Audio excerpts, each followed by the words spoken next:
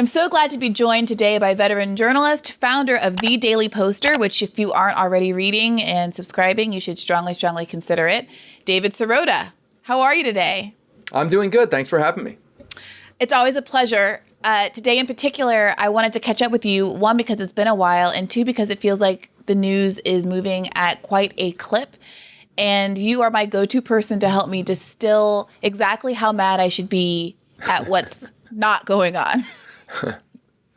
Well, you should be very mad, just generally. Very mad right now. All right. I suspected you might say that. Shall we start with infrastructure? Let's do it. Okay. Can you catch us up? Where are we right now with this pair of infrastructure bills that are on the table? Well, basically, as far as I can tell, you've got a Senate gridlocked by filibuster.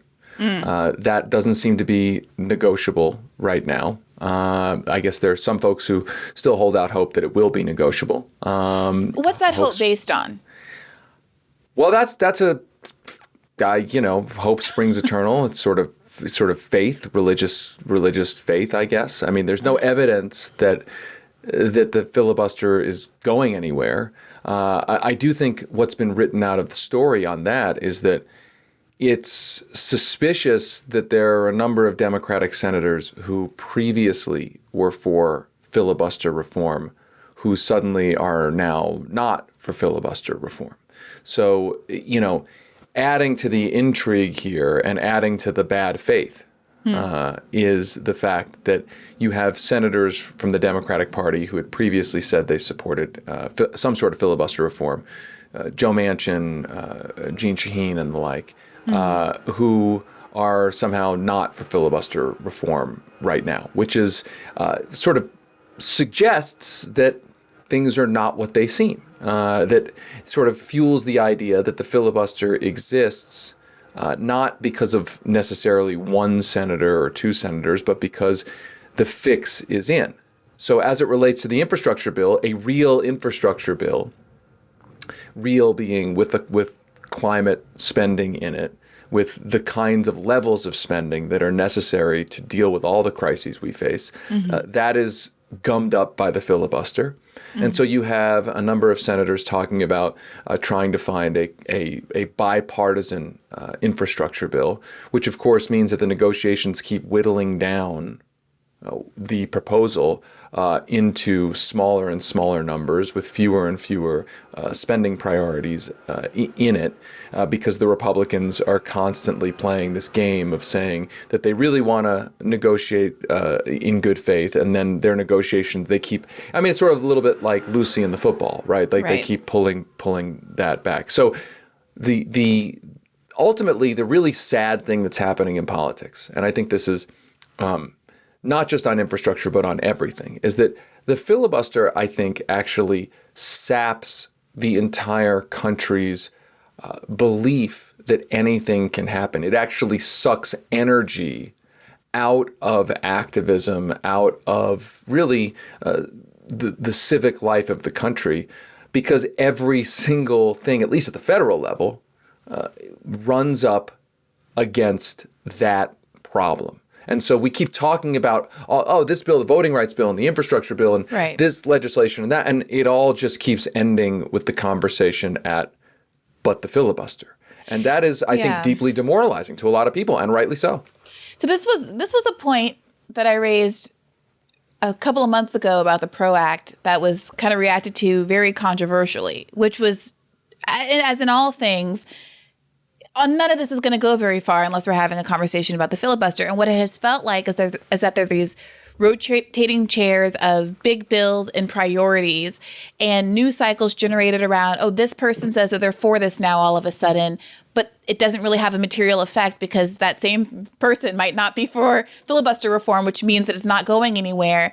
And it seems all very carefully constructed to give media figures something to talk about that's not any of the underlying policy objectives or political needs of constituents of people across the aisle. There was a time when I was a little more cautious about saying things like Joe Biden doesn't want anything to pass. Joe Biden doesn't want any of these policies. I feel a lot more confident about saying things like that now, given the posture of the last few months. How do you feel about statements like that? I think it's more on a continuum, meaning I think in a vacuum, maybe he wants a voting rights bill, an infrastructure bill, and the like. But the question is, how much do you want it? Like, if you really want it, it means that you're going to do certain things than if you only sort of want it, or you want it and you don't really care, or you want it and you don't feel like working that hard, right? So I think, the Democratic Party plays this game where, yeah, they issue press releases and they make statements saying that they want certain things, but then they don't do the things necessary to create the optimal conditions for those things to actually happen, right? I mean, Joe Manchin, as an example, and I actually can't stand saying his name because all of politics now seems to all discussions end up with talking about this one guy, which is just aggravating and annoying, right? But like, he remains the chairman of committees. He remains getting things into certain bills that are must-pass bills, budget bills. He remains a kind of central figure in the Democratic Party, not just because of the position in the Senate, but because the Democratic Party hasn't done anything really to make his life uncomfortable, his political life uncomfortable. Well, that's a really, I think, key point. We just had, this reporting that the leaked call where he's bargaining with donors, billionaires, right? Why is it that no matter how villainous he is revealed to be and how much of a gap there is between what it is he's doing and what the people of West Virginia want, no matter how much polling comes in showing that, a majority of Republicans, 2/3 of Americans support the voting rights bills, that obviously overwhelming majority of Americans support a $15 minimum wage, and on ad nauseum. I'm so tired of citing these polls that show we all want the same thing and everybody wants the good stuff. Why are there no political consequences for these people? Well, I think for him, the argument is that there's nothing, he's in the Senate, there's nothing the Democrats can do. He represents a Republican state, and they have no leverage over him. But here's the problem. Even Republicans support a lot of the things that he and others are blocking. Of course. So the argument kind of works, in a world where there were clear partisan valences to this stuff. But when you're talking about stuff that's overwhelmingly popular, that argument just doesn't seem to fly to me. And so over the last week or so, as we've seen more of these progressives, AOC Jamal Bowman, come on TV and talk very pointedly about the role that corporate capture and corruption is playing in the decision-making of these figures, I've been kind of inspired by that. Because it seems to me that's the piece of the puzzle that would start to potentially have the ability to turn the tide of public opinion around on these people, even if there's still a battle that is yet to play out between who is able to influence more, right? The money in the coffers or the public opinion. But that seems to only go so far and only will extend to people who are just like cartoonishly monstrous, like Joe Manchin, not kind of the Joe Bidens of the world or other more moderate Democrats who don't quite have, the target on their head. I think you're making a really good point. And I think that I saw Jamal Bowman, I think it was yesterday on CNN, say that a handful of progressive House members are now prepared to withhold their votes on something like an infrastructure bill unless it includes climate legislation. So what can progressives do about it? You're going to be frustrated tonight. You're going to be disappointed. There might be a stronger word you choose to use. Feel free to use it if you wish. But when you lose in the Senate, 50-50, it'll go down. Even if Manchin votes with the Democrats and you get 50, it will go down. A lot of people, we were just having the conversation among my reporters here at the table during the break about the idea that if Jamal Bowman, I just mentioned the tweet from your friend, Congresswoman Presley, the tweet from your friend, Congressman Jones. You add one or two more right there, Alexandria Ocasio-Cortez, for example, Ilhan Omar, for example, you can stop the House right there. You only have five or six votes. You can stop the House. Are progressives prepared to get together and say, Senate won't work with us? We will use our power here. Absolutely, 100%. We are prepared to say it. We are prepared to do it. We are in conversations like this as we speak, because enough is enough Again, we cannot acquiesce to Republicans who have not shown the ability to negotiate with us in good faith. And we cannot allow our more moderate Democrats who are more interested in corporate interests and corporate control of a corrupt government than they are in governing for the American people. We are in the people's house.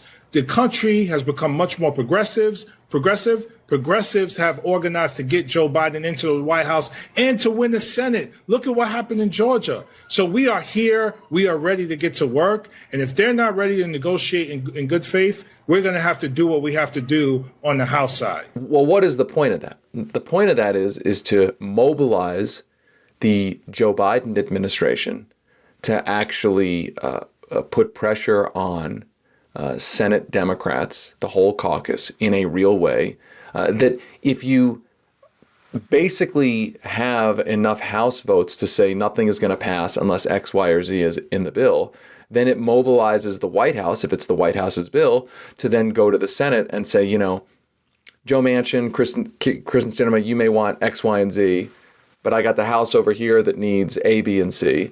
And we at least have to try to find some compromise here, as opposed to a dynamic which has existed really for the last 30, 40 years, where the right wing of the Democratic Party, when in power, makes demands. The left side of the Democratic Party says, we'll accept any demands that you make. And thus the Overton window continues to move further and further and further to the right. So, if Jamal Bowman is being serious, if those members of the House are starting to be serious. I think they should have done that on the minimum wage. I think we discussed that before. Right. If they're going to be serious about that now, it offers at least a chance for the dynamic to change. But of course, over and above this, the other thing that we're seeing, which we should discuss, is the fact that there are things that the Biden administration could do right now that it's just not doing. It's just not doing it. Just doesn't. And I'm talking about things that he promised. He promised $10,000 of at least $10,000 of student aid debt relief. Right. I don't think that's enough, but he promised that. Hasn't done it. He could do it with the stroke of a pen. He promised, as an example, we reported at the Daily Poster, he promised to support a rule that would force corporations to better disclose how much they're spending to bust unions. Hasn't done it. So the American Prospect published this whole a series called the Day One Agenda of all the things that Joe Biden could do with the power that he has as president.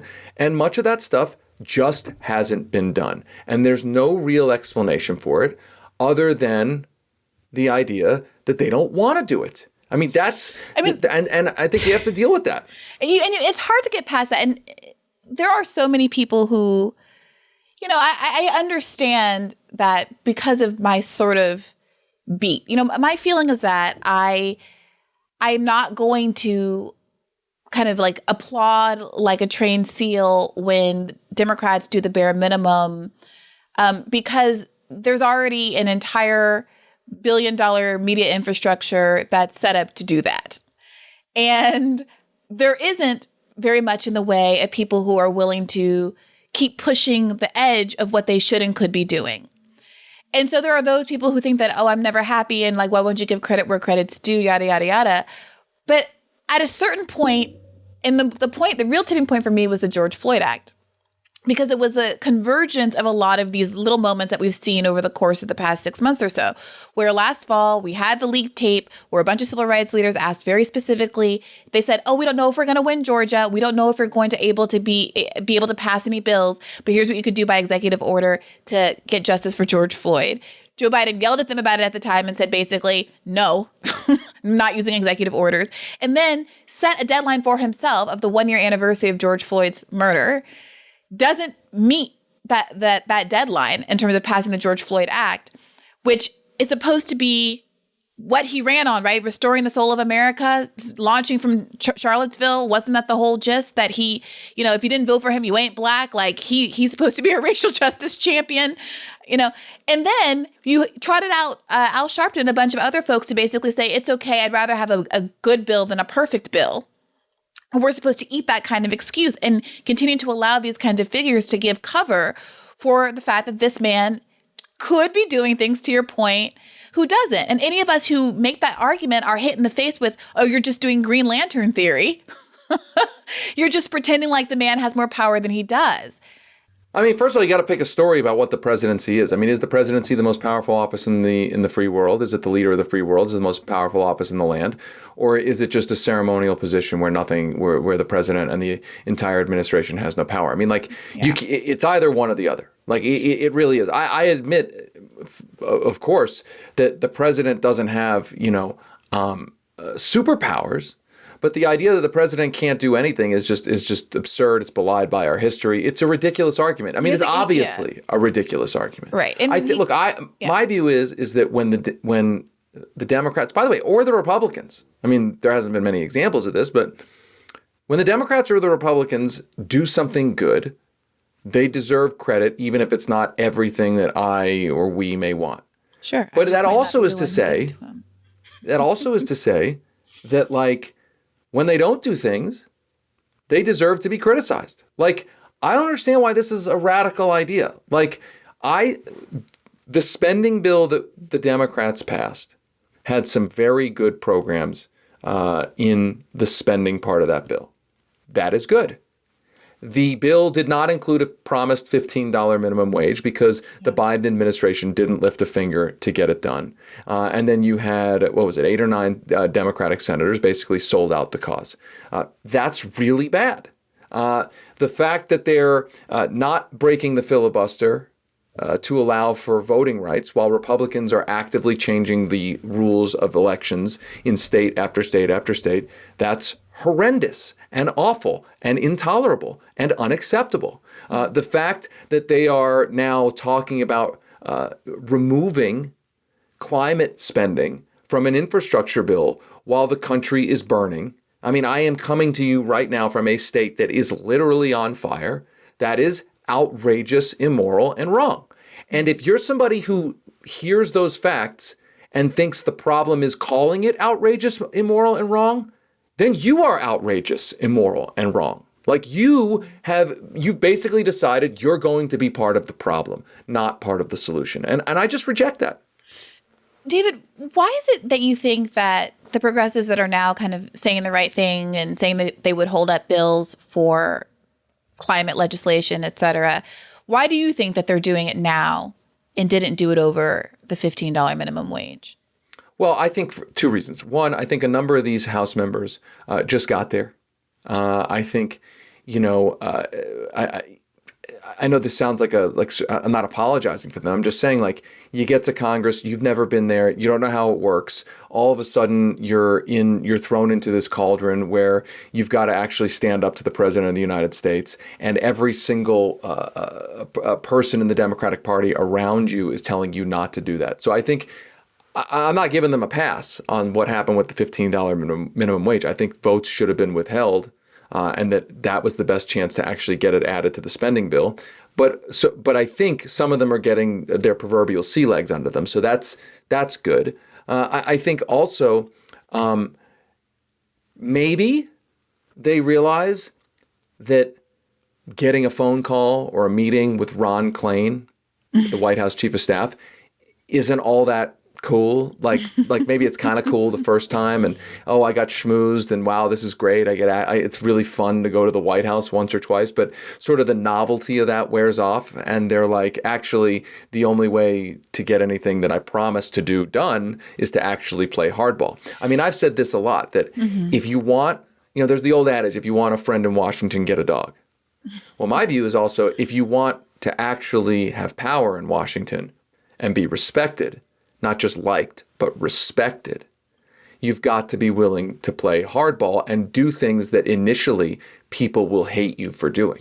Now, by the way, the person who proves this, Joe Manchin. Yeah. Right. Like, everybody, the media circling around him, and he, I think he has a narcissistic spotlight syndrome, which is he'll do anything because he wants to just be in the spot. We've seen politics. I mean, there's a lot of politicians like this, right? But that I think that my hope is that those progressive House members realize that the meeting with Ron Klain or the getting to go on MSNBC, I mean, all that I guess is cool. But like, if you actually really want to do things, you're going to have to play a different game. Now, the problem is that how many of them actually want to do things. That's really what we're going to find out. Well, Sirota, I'm curious though, because to me, I might have given that argument more credence if we hadn't immediately, upon the start of the session, gone through the force the vote debacle, which felt to me like if you were going to get your sea legs, that was the moment to realize that, oh, this very basic principle of having narrow margins in that House and Senate means that you can do a thing or two.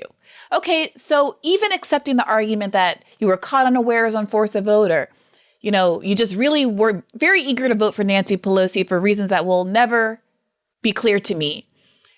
3 months later, you get the fight over the $15 minimum wage, like two and a half months later or whatever it was. And that was a big one.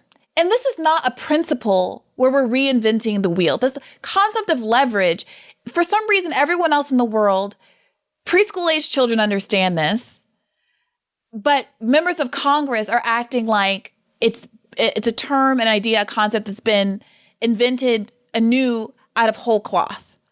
The second, Georgia was settled and we actually knew what the composition of Congress was going to be. There were people writing articles about what a narrow margin meant. It was obvious to everyone involved, and it was obviously obvious to Joe Manchin from the jump. So I'm a little skeptical of the idea that they just didn't know better, and it draws me to look more closely at things like the reporting that Pramila Jayapal was whipping people to not toe the line, to not try to draw a line in the sand over a $15 minimum wage. Right, but I would also add, don't singularize it necessarily to each individual one of these members, not to let them off the hook. Well, not that it was like Pramila Jayapal's idea. Like, I'm sure there were greater forces at work, and that she bargained with corporate Dems for something. But let's also remember sort of the what is commonly referred to as the stakeholders.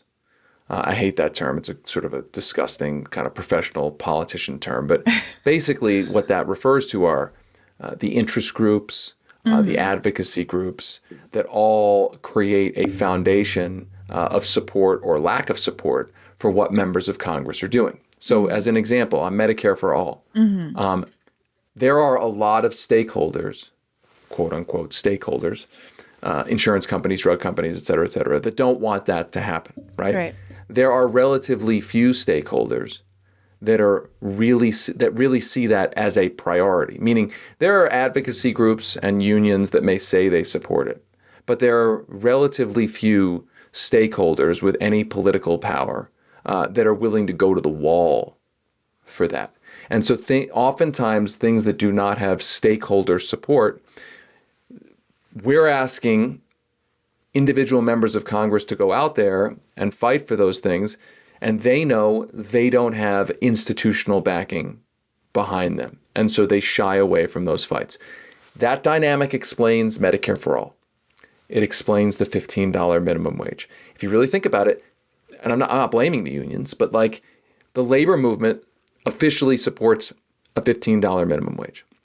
But the $15 minimum wage is in part a priority for those who don't have union protections, those who don't have a union fighting for their higher wages. And so unions may support it officially, but they haven't necessarily really gone to the wall for that, right? Because it's not necessarily top on their list of institutional priorities. I'm only using them, the labor movement, as an example. And by the way, that's a different situation vis-a-vis the PRO Act.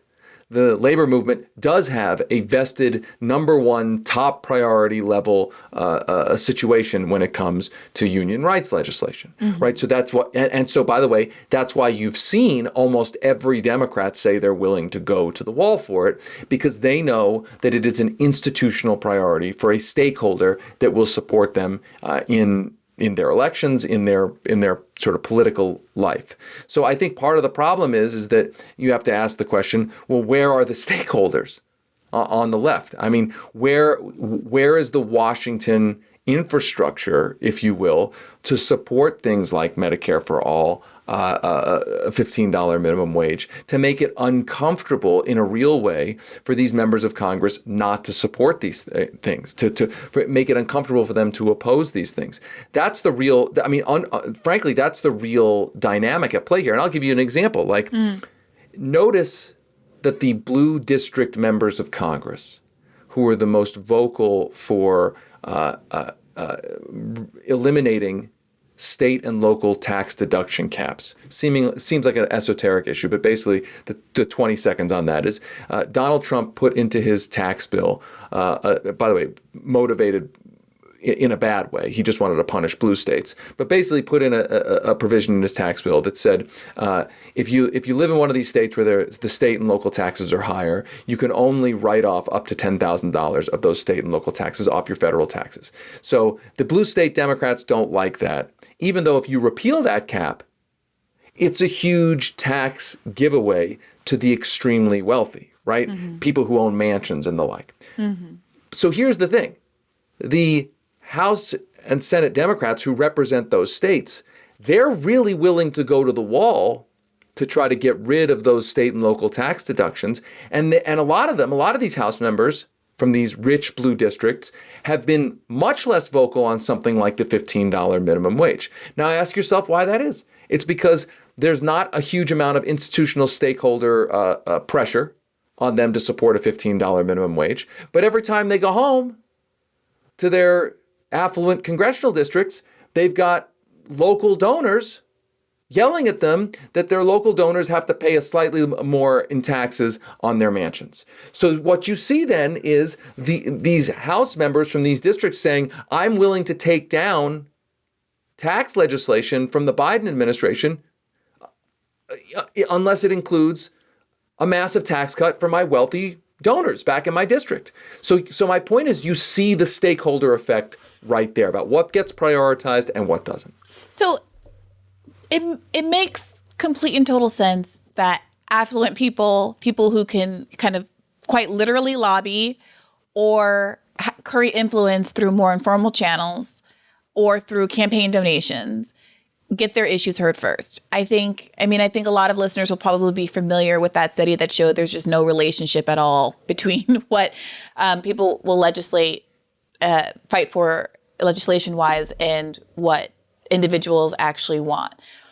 And that's a problem that is probably bigger than the context of this particular conversation, but that doesn't really excuse what's going on with politicians who are elected via small dollar donations from extremely safe blue states who are new enough and young enough that, at least by their own telling, they don't care if they stay or get reelected or not because they're not career politicians, and who frankly have shown an amazing amount of resilience to efforts to unseat them, as we saw with AOC, who had more money spent to unseat her than anybody else in any other race in the country and still obviously passed with flying colors.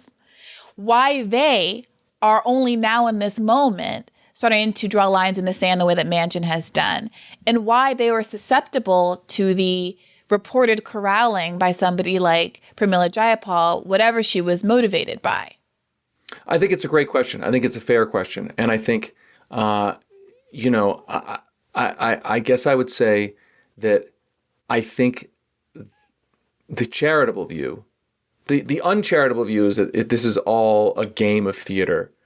These people become social media stars by putting out a content where they say they're really going to stand up and how would Medicare for all change your life? Right. And then they surrender, right? That's an uncharitable view. The more charitable view is that they haven't yet figured out how to actually use the power that they have, and that using the power that they have is a scary thing, and I don't mean scary like, it's like a horror movie scary. I mean, it's like you're in Washington every hour of every day, and every single message that you're hearing when you're there is don't do that, right, is that not only don't do that, but it's smarter not to do that. It's a better strategy not to do that. That actually the shrewd move, the move to really live your principles, is to not make too much noise. That is the sort of overarching ideology of DC, that there's always a deal to be cut to live to fight another day, a deal to be cut to prevent a conflict right now. And I have to say, as pernicious and as bullshitty as it is, it's, if that's what you're hearing every single minute of every single day in all sorts of different ways, it's very influential. It's very powerful at a psychological level. I'm not excusing it. I'm just explaining part of how a kind of DC culture exists to create a status quo. But here's the thing, David, and I want to know if you saw this interview that AOC and Seth Moulton did on Joe Scarborough's show. Yeah. Okay. Yeah, I saw pieces of it, yeah. I have noticed that you and Bernie, and let's just say some of the more high-profile progressive leaders, that you all have held your tongue far more than when I was in Congress. Thank you for the credit. And I was on the other side. We would complain every 3 minutes about it doesn't cut enough. We're not getting close enough to balancing the budget. And I'm just, I've been curious. How have you, first of all, have you done it? Because we could never do it.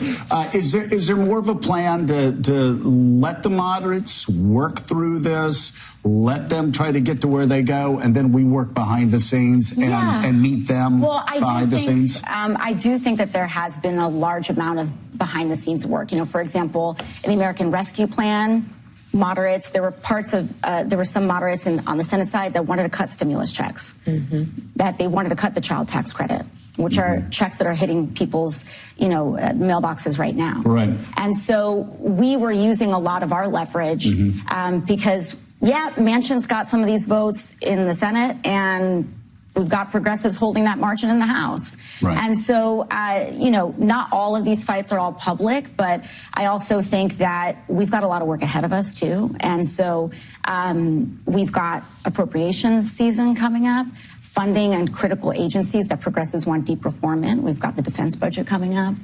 We've got, DHS coming up. We've got a lot of these different big bills that have from agencies where there've been lots of concerns. And so I think we're pacing ourselves right now because progressives do want to bring down the military budget. We want a $15 minimum wage. We want to make sure that we expand Medicare and that we lower, at bare minimum, lower the age.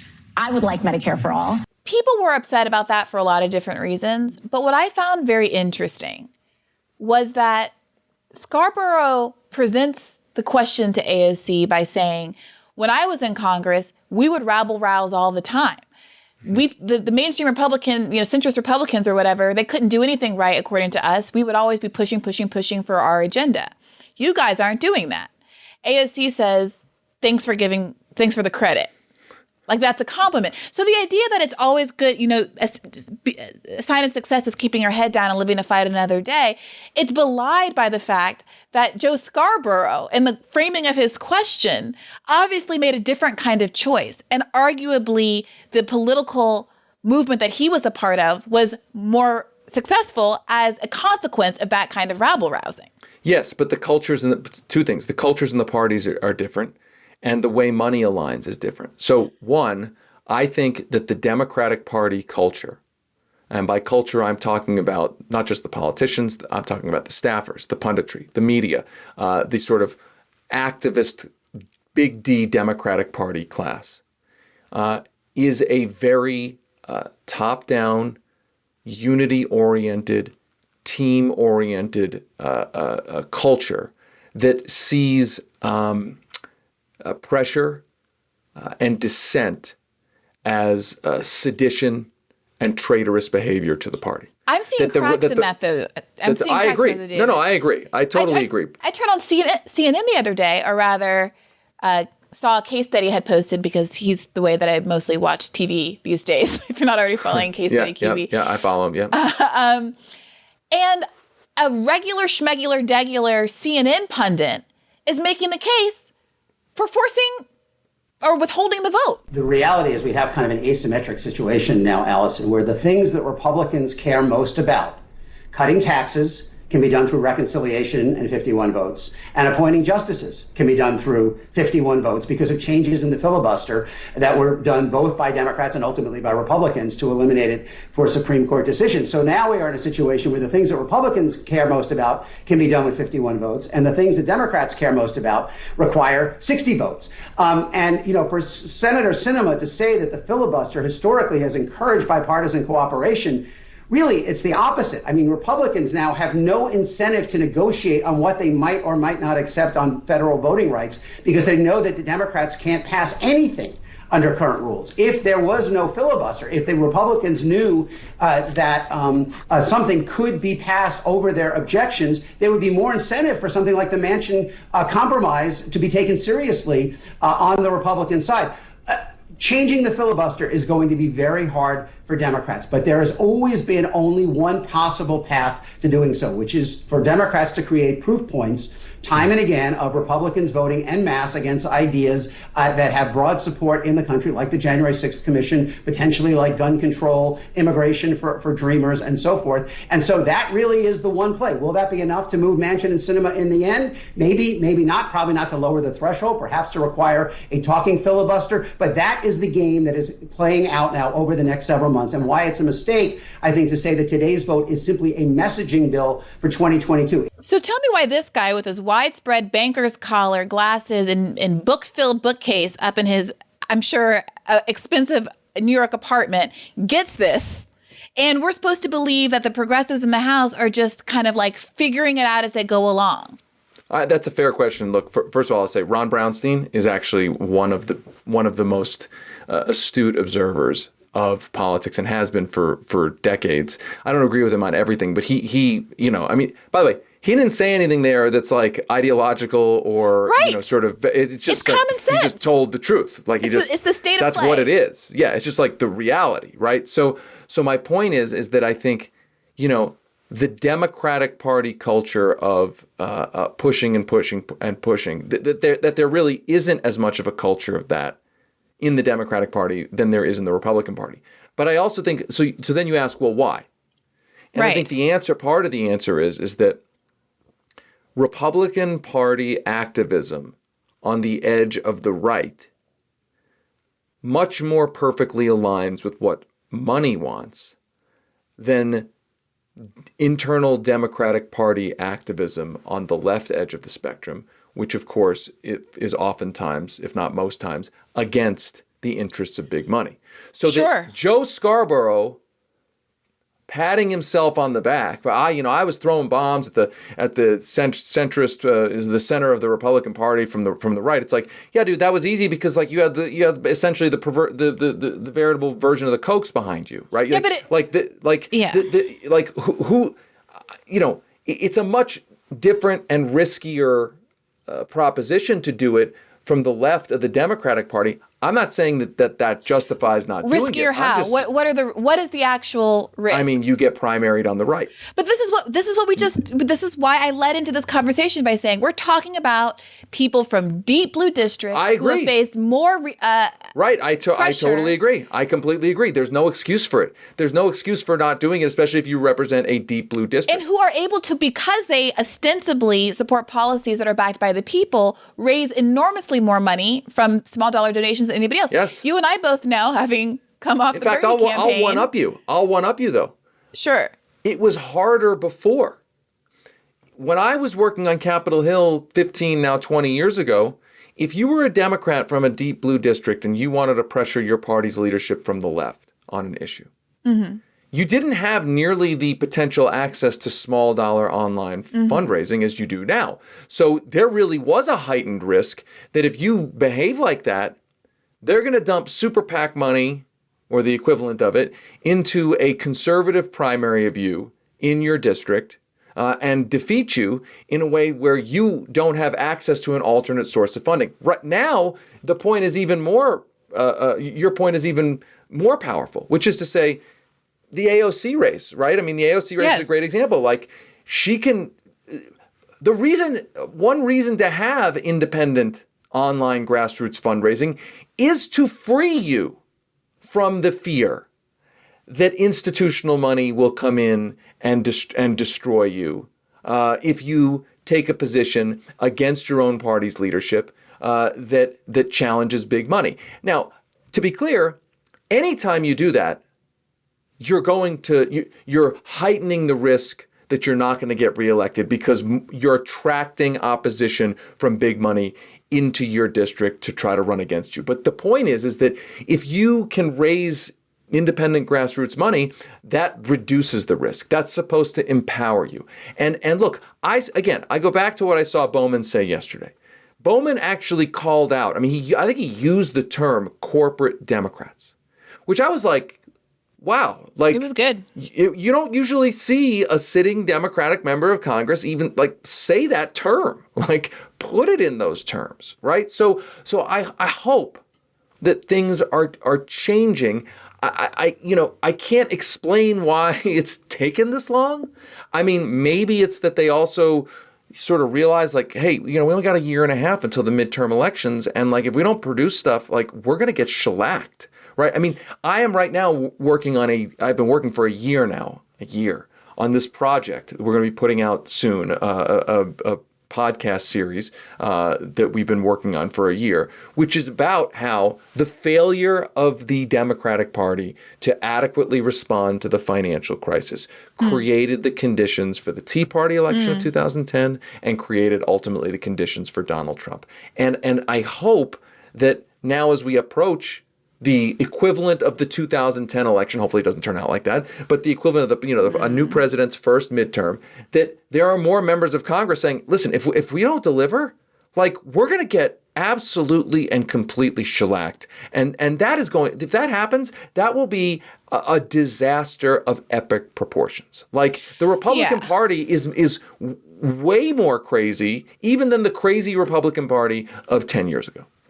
Well, this is why, and I said this I've said this in a million places all over the place on the Hill, I think. But part of the frustration around the focus on these voting rights bills and the messaging around them, which I don't think is always great, but that's a whole nother story, is that if the issue is that you want these bills in some part because you don't want to keep losing elections and the system is being rigged against you, against the people that tend to vote Democrat. I mean, we're just going to say it. Let's just lay it plain. Then you would think that if you were that invested in something because of the electoral outcomes in part, that you would also be deeply invested in other kinds of things that could get people to come out and vote for you. And there has just been so much inattention to the very visible discontent among Democratic voters because they feel very concretely that they were betrayed by Joe Biden. And but put the money analysis into it, right? I mean, if you want to know what the Democratic Party is going to really fight for, you need to do a Venn diagram of all progressive issues, okay? And then you do a Venn diagram of everything that money wants and doesn't want. And then you get a very small set of issues, causes that are somewhat progressive that do not offend big money. Voting rights is not an issue that offends big money and big corporate power. It is not. Well, it isn't. It feels borderline, and I feel like that's why. Right, but what I'm saying is a drug company. What I'm saying is like Pfizer will use every tool in its book to make sure prescription drug legislation does not pass.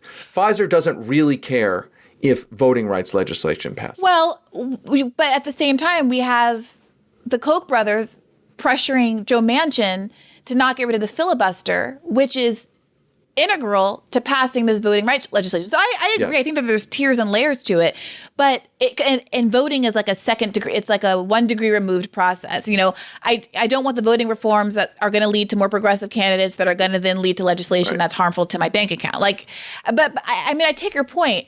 But in terms of, I think the larger narrative flaw that Democrats run up against is that it's very obvious, like you can't get past this idea that they just don't care because they're behaving in ways that say they don't care. And you can't go to a group that just hustled their tails off to get two senators in Georgia after promising them the world, if they came through for you, and then not do George Floyd, not do voting rights, not do 15 minimum wage, not do anything. Clear, I don't think we can get around, and this is honestly, this is why every conversation ends with a discussion of I said the filibuster, but also the other core truth, which is the ultimately some version of not caring, which is that you've got every conversation about what could happen in D.C., or most conversations, certainly in Congress, ends with, well, there's the filibuster. And then underneath that, well, why not get rid of the filibuster? Because they don't want to. Not enough people care. Not enough people care and feel the urgency. And what is absolutely just insane, and if there are people left on this planet, I know that sounds like super dark, but if there are historians that look back on this, they are going to look at a planet that was burning, like literally burning, and look at a political system in which the conversation was about senators that will never be remembered, Joe Manchin, Kristen Sinema, just all these nobodies who spent the crisis arguing with each other or standing firm for an institution that just blocked the ability of the government to respond in any kind of minimally adequate way. And that's what's so incredibly dark about this moment, right? These are real crises that we can actually feel. This is happening to people. And this doesn't even say anything about the economic crisis, the potential eviction wave, the healthcare crisis, right? These are all crises that are destroying this country. And you have a political system that just doesn't seem to care. My senator, I'll give you an example. My senator, Michael Bennet, was quoted as saying, I think it was this week, saying, he sort of said, we have to, they asked him about the filibuster, and he said, that's something we need to debate and discuss. You're like, dude, are you, what planet are you on? What do you mean debate? What else are you doing? What else have you been doing for the past 6 months? What do you do? It's like Office Space. What would you say you do here? Right? Why are you here? It's just amazing. It's and I think, not to get too deep about it, but well, why don't they care? Right? It's because things are fine for them, right? Things are great for them, right? They're in DC with high profile jobs. They got a blue check on Twitter. They get invited on media. As long as they play the game, they're being told they can rest assured that they'll have a nice, high paying job afterwards in the influence industry. Right? I hate to be cartoonish about it, but that really is how it is, right? Okay, David. So what about Bernie? What about Bernie? Because I listened to him yesterday being interviewed by the Pod Save fellas. And they were talking about the infrastructure packages. And they were asking him about the filibuster. And they were asking him about whether or not certain kinds of filibuster reforms where the margin would only be 5 votes instead of, it would be 55 instead of 60. Were the answer. I do think just sort of process-wise, there's some concern among progressives about whether some of the more moderate Democrats will actually support this follow-on reconciliation bill, because I remember well when Joe Manchin shot a bullet through a cap-and-trade bill, right? So it makes me wonder a bit about his willingness to aggressively tackle climate change. And you might want to, get Senator Schumer on, but to the best of my knowledge, leadership is very, very clear.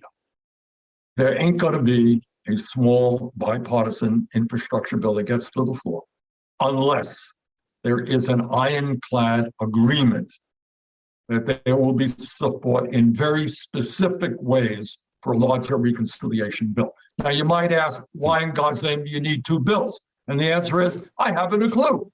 But there are some people who are wedded to the idea. They love bipartisanship, and so that's the way it is. But to answer your question, it, as best I can understand, I will not accept a smaller bill at the expense of something larger.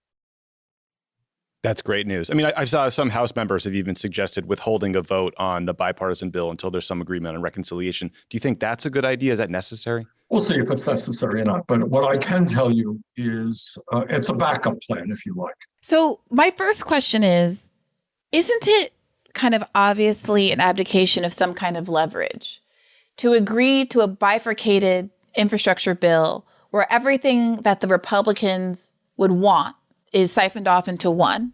The bare minimum, literally just a bridge fell down on the highway today and they'll put it back up. And the other one has the social safety net programs and climate stuff that regular humans want in large numbers. How is it not a strategic vulnerability to allow there to be two separate bills in the first instance? And why is Bernie so confident that Democrats are going to stand their ground and not pass one without the other? Well, I agree with you. I mean, the old adage about how to pass something is you attach the thing you want to the thing that everyone believes is must pass. It's the moving train theory, right? So if everybody wants, roads and bridges, the most minimal stuff, then you attach the other stuff that the Republicans are going to oppose, but that are necessary. You attach that to the must pass bill. Okay. So I agree with you at one level, which is separating the two out. Actually, then what you're really doing is you're cutting out the stuff, the really good stuff from the moving train, and there might not be another train. Right. But I think the assumption, the presumption is, and this is really, and it's hard for me to say what's right or wrong, but the presumption is that the Republicans are happy to stop all of it. That there is this idea that some of them might vote for the minimal stuff, roads and bridges and the like, but that they don't. It's not must pass to them. That they'd be willing to not have that pass either. So I guess the other way to the argument that's being essentially made without being said is that we're trying to take what we can get from them, because the dynamic is not that the Republicans see anything as must pass, that the Republicans are willing to kill everything.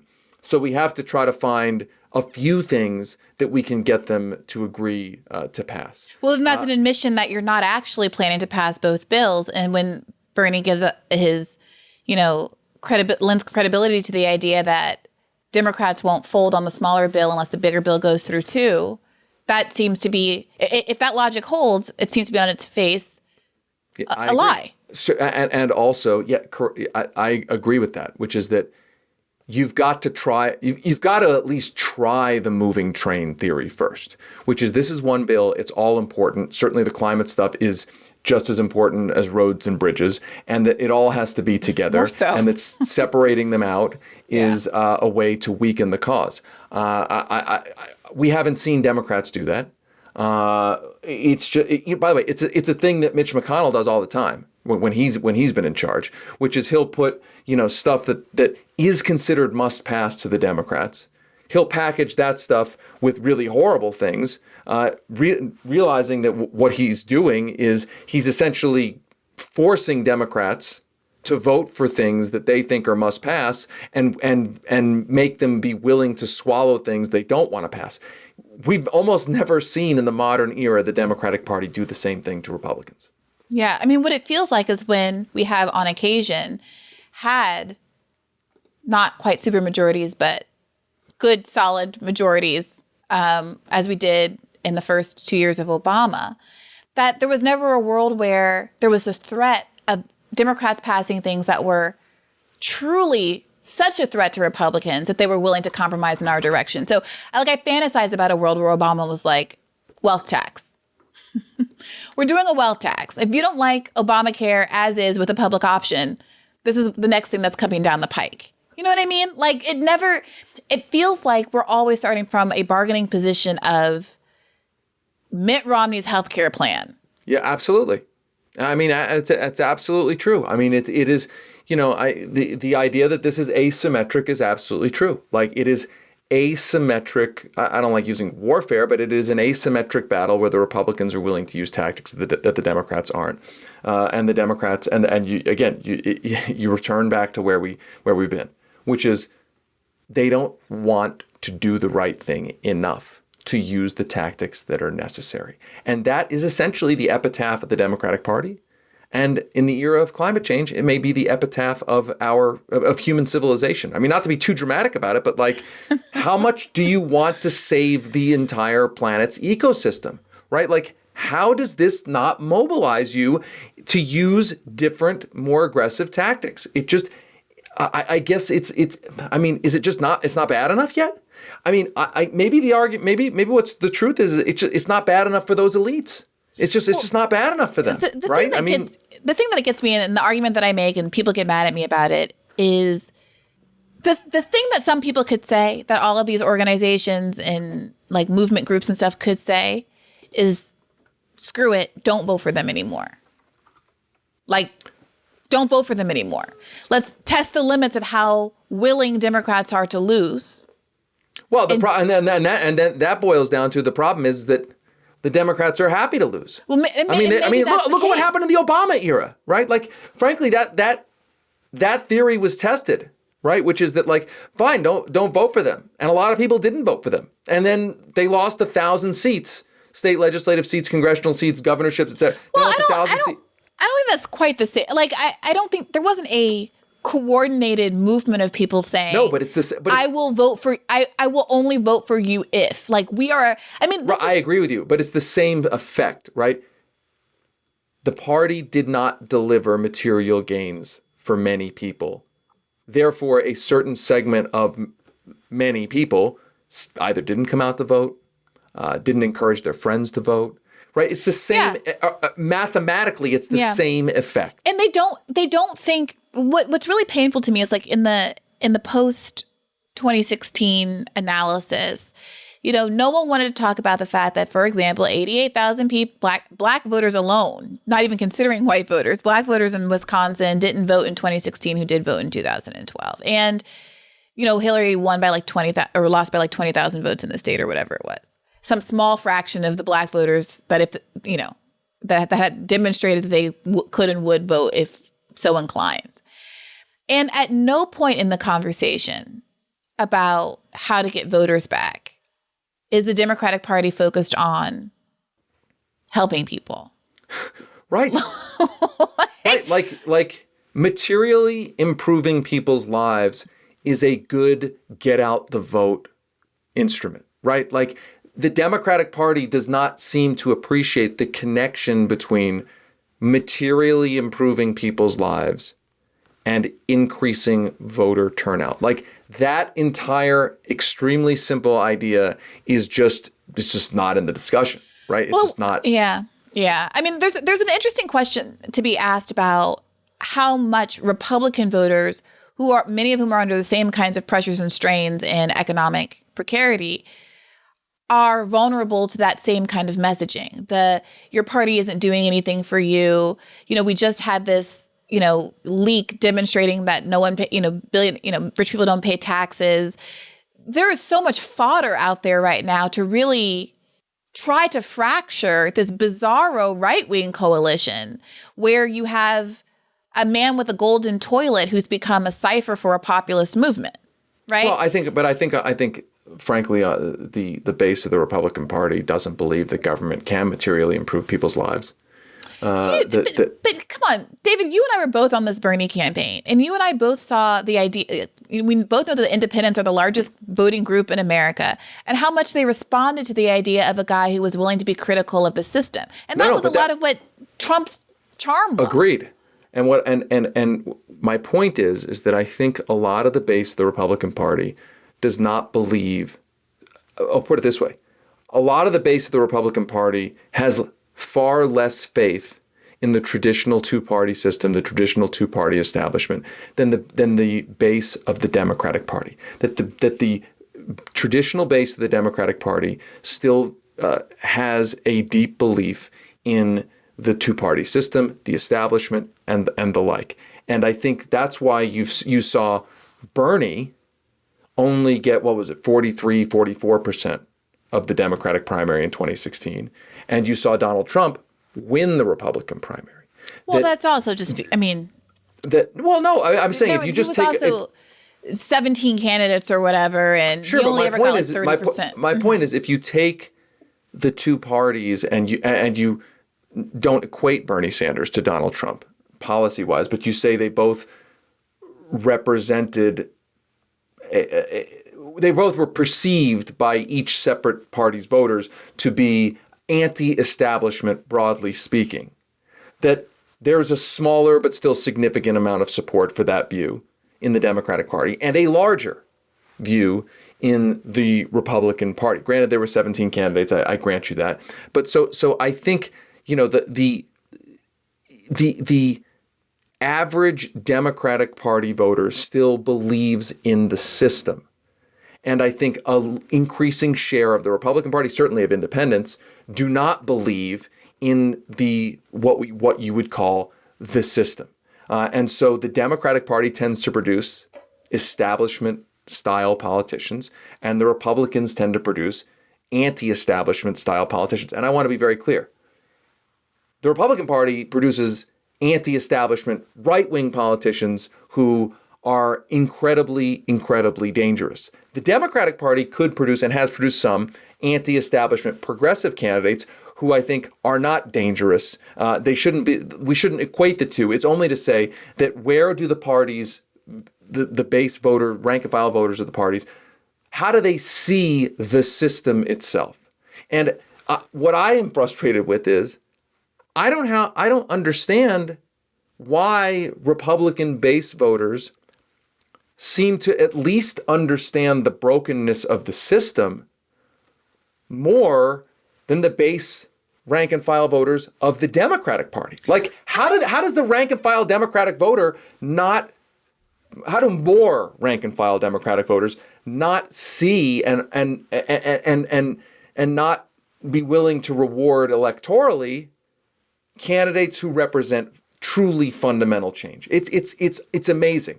And I want to be clear. Somebody's going to take this clip out of context and be like, oh, Sirota's lauding the Republicans and the Republicans. I am not, because they've gone insane, and that's not a kind of anti-establishment politics that I believe in. I'm just saying, like, it's extremely frustrating that there's this sort of normie, rank and file, MSNBC-ized base of the Democratic Party that is still loyal to the system and the establishment of the party. And it's like, how many times does that boot have to kick you in the face before you're like, no, it's unacceptable. Yeah.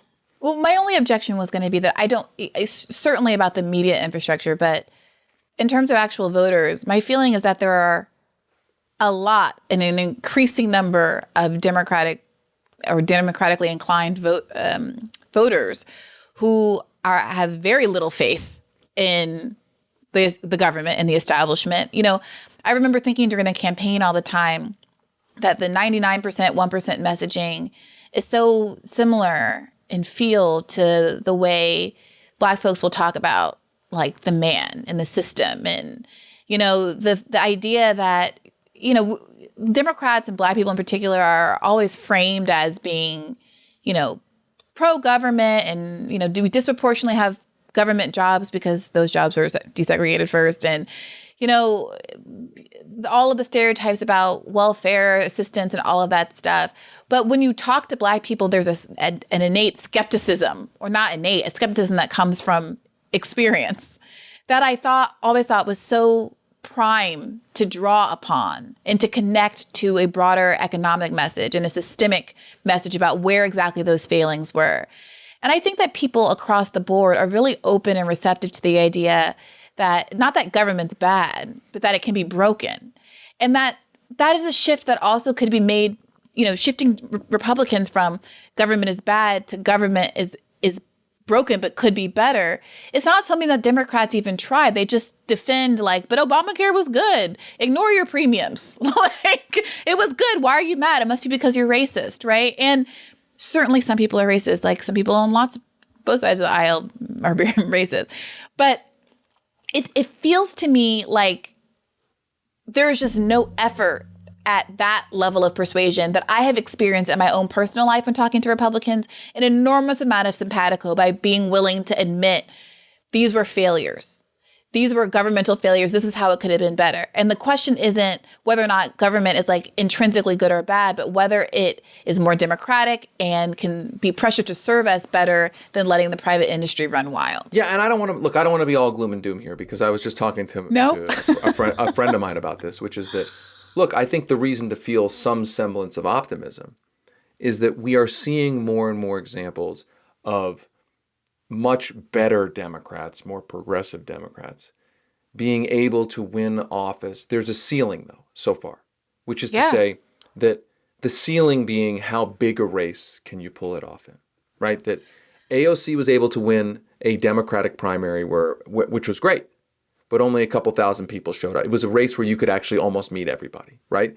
That these House members, we've gotten to the level of like, you can win in a blue district, blue congressional district. That's the size of the race, and be a progressive and actually defeat an establishment candidate.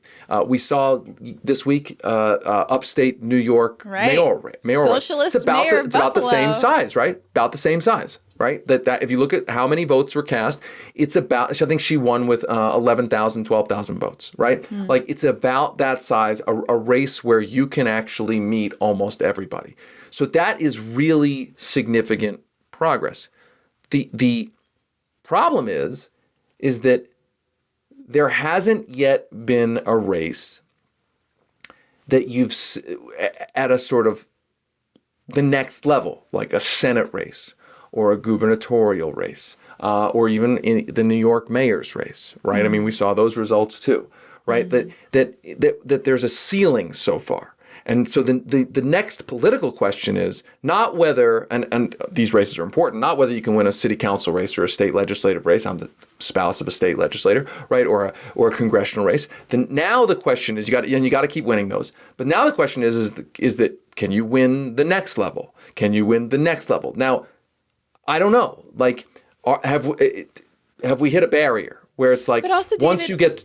How do you incentivize people to even want to keep supporting those candidates when the candidates that have won aren't behaving in a way that is particularly inspiring?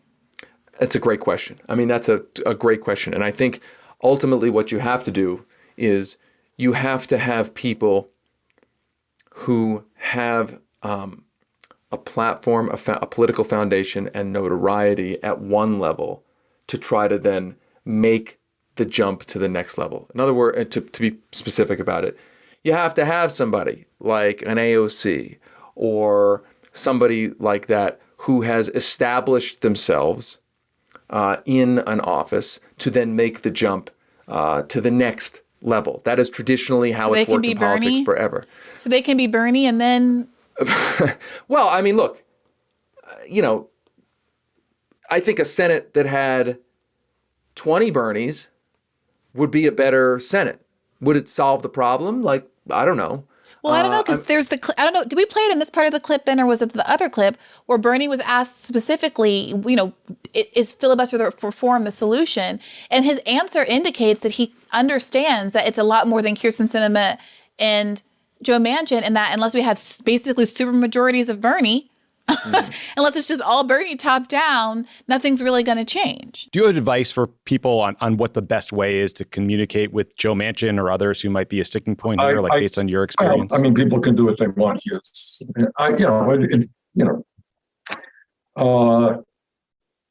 What I can simply tell you from my vantage point here is enormous pressure in every way is being put on Manchin. The real answer, longer term, is not to have only 50 Democrats in the Senate, and then we're not dependent on, right now, anybody, not just Manchin, you go forward and say, I'm not supporting this bill. Forget it. That's it. And it's all over. So what we need to do is to, build that strong grassroots political movement, which will elect a hell of a lot more than 50 Democrats. So that's kind of where we're at. Honestly, like, I don't disagree with the sort of the theory there, which is that, like, yeah, you just need a lot more better people. I mean, if you believe in elections, right? I mean, you just have to elect more better people. I mean, I could also argue that, look, California has a Democratic supermajority. New York has a Democratic supermajority.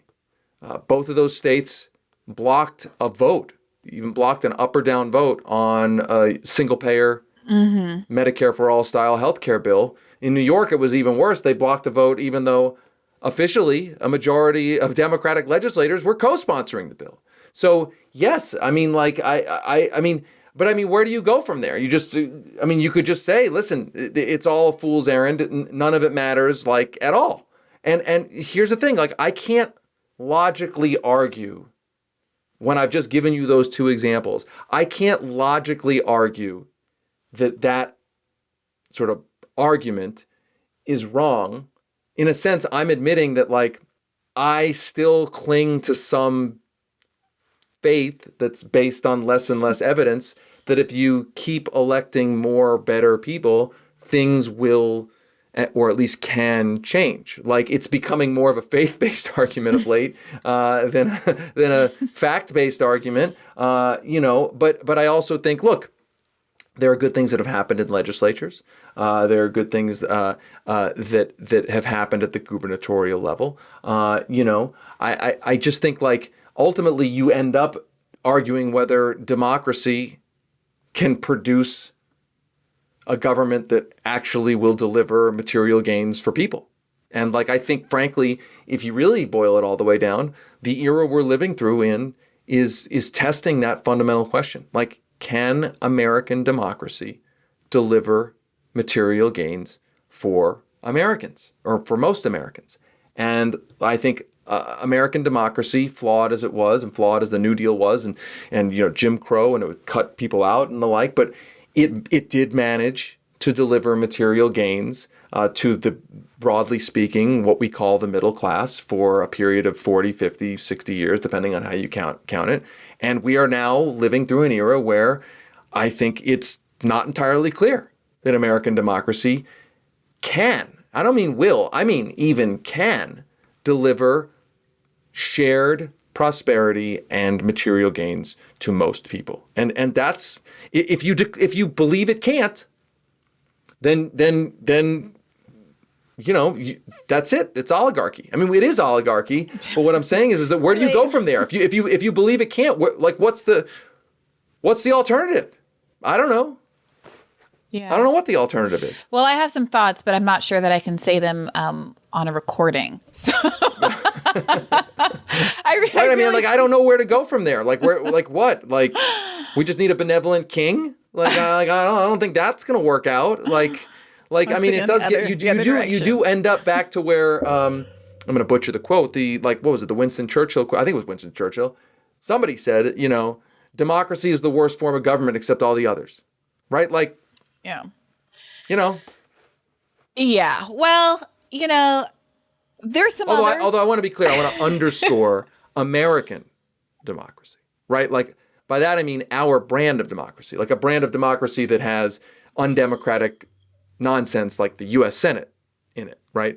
And that has undemocratic things like lifetime Supreme Court appointments. I mean, we haven't even talked about. I mean, like the Supreme Court. I mean, this is amazing to me. Just if I could right at the end here go off on it. Do you realize that this week the U.S. Supreme Court legalized securities fraud, legalized child slavery, and outlawed a key form of union organizing? And it was like barely even a story. It was just something, that was in the noise. Like that happened. And so, my point is that when I say, American democracy, what I mean is not a real democracy, a system that has undemocratic institutions like 9 unelected, lifetime appointed judges issuing rulings from the mountain that legalize child slavery. Like that's not really a democracy. Yeah, well, it keeps coming back to, it seems, this question of whether the media is actually ever going to do its job. And to that end, I'm incredibly grateful. I think we know the answer to that. Well, look, there's some positivity to be taken from the fact that we have all of this independent media, including the Daily Poster, that's out there and able to thrive outside of a corporate framework. So thank you for doing what you do. Can you tell our listeners and viewers where to find you? Yes, thank you. And thanks for saying that about our work. You can find us at dailyposter.com. You can find me on Twitter. Just put my name into Twitter, Sirota. You'll find me.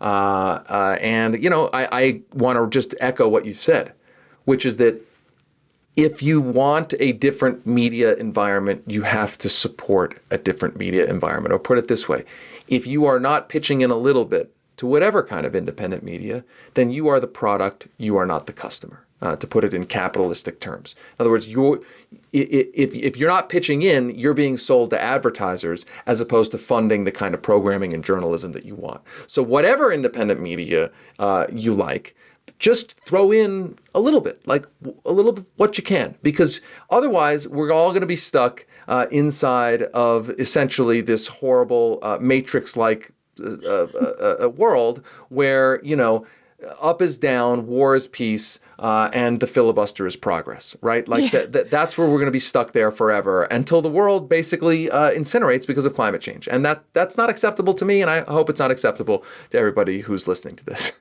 Yeah, amen, brother. I was listening to, I tweeted this the other day, I was listening to NPR, and now it's just sponsored by the worst people in the world, and you can hear it reflected in coverage. And it was like a Blue Cross Blue Shield ad. Yes, I saw your tweet about that. Yes. Where they were like, 90% of Americans are insured. That the 10% we're not going to talk about, but the 90% are insured. Let's build on what works. and listen, if I'm sounding a little bit apocalyptic, it's because, I've been working, one of the other projects I've been working on is this movie that's coming out later this year called Don't Look Up, which, without giving away anything, it's about an asteroid that's headed towards Earth. And so we get some kind of relief then. Well, a bunch of scientists have to try to convince people to even care. That's the premise of the story. So I've been immersed in that darkness for the last few weeks. Well, David, we normally sign off by telling people to keep the faith. Yeah, absolutely. I mean, keep the faith. The asteroid's headed towards Earth. It's our job to make people care. I haven't given up hope. I'm still here. I'm glad to hear that. Thank you so much for joining us. Thank you. Thanks for having me. Hey, YouTube, don't forget this is a podcast. To get full episodes, including ones that are behind a paywall, go to patreon.com/badfaithpodcast. To get more episodes, please do subscribe to this channel, hit the notification bell, and like this video.